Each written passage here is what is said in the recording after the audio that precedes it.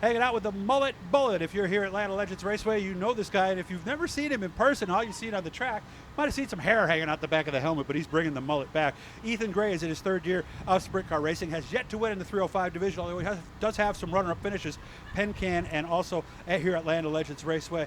The first thing I got to start with is why the haircut? I mean, you're going back to the late 80s, early 90s, way before you were born.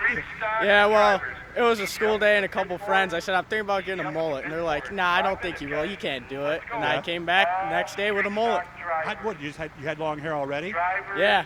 Okay. And you just decided, let's go ahead and have some real Yeah, I was fun growing with my hair already, and I was thinking about getting, like, the military haircut, and then someone said something about a mullet, and I was like, okay. And they're like, you won't. Did you know what it was? Yeah. Oh, so did you know the party in the back and the business in the front, party in the back. Kind of stuff? Yep. So is there a racing equivalent of that? I don't know. Fast in the back, taking it easy on the front. I don't know. So, but you also got something else. I want you to turn and look this way. See, he's also got what I had in the 80s for a while. He's got the slits there. There's things that will do that, right? It's not like back in the 80s where we had to take a razor blade. No, that's actually an American flag on there. Oh, is it? It's hard to see. Oh, I can see it now. Oh, that's great. And then I got. Oh, and you got your number on that side. Okay. Yeah, he's got that. That's pretty cool. Right? He did it right.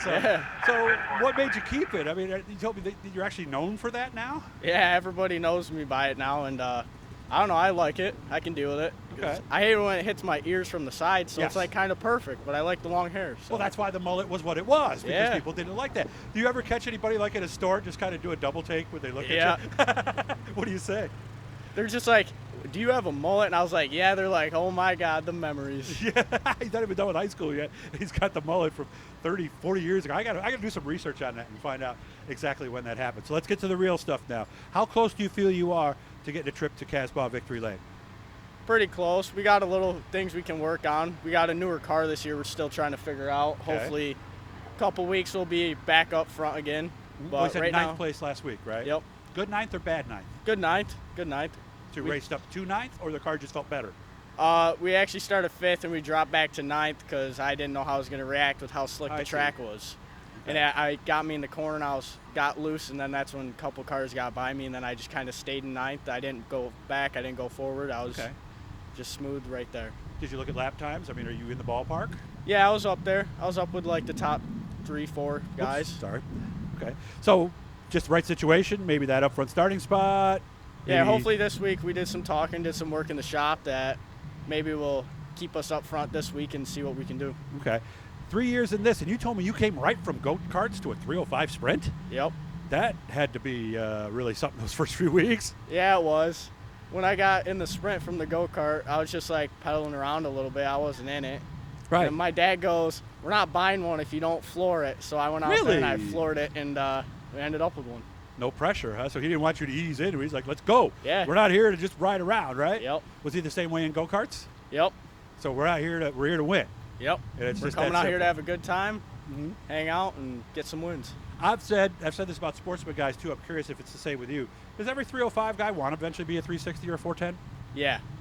That's where I want to get up to. I want to get into a 410. Of course, they tell me it's tough not only because the motor costs more, but it's the traveling, right? Yep.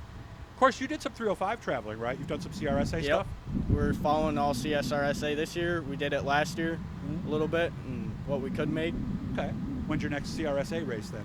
Next weekend here. Oh, it's here? Well, yeah, there you go. I believe so. Where else do you go? Do you know off the top of your head what's on the schedule? And then I think the week after next week, we got a race here Saturday, and then Weed Sport on Sunday for the Heroes. Oh, really? Remember. Going right back to Weed Sport. Double duty. Yep. Makes for a quick turnaround, huh? Yep. It's fun, but it's tiring. Nerve-wracking and tiring, and that feeling of being on 3 hours of sleep. Yeah.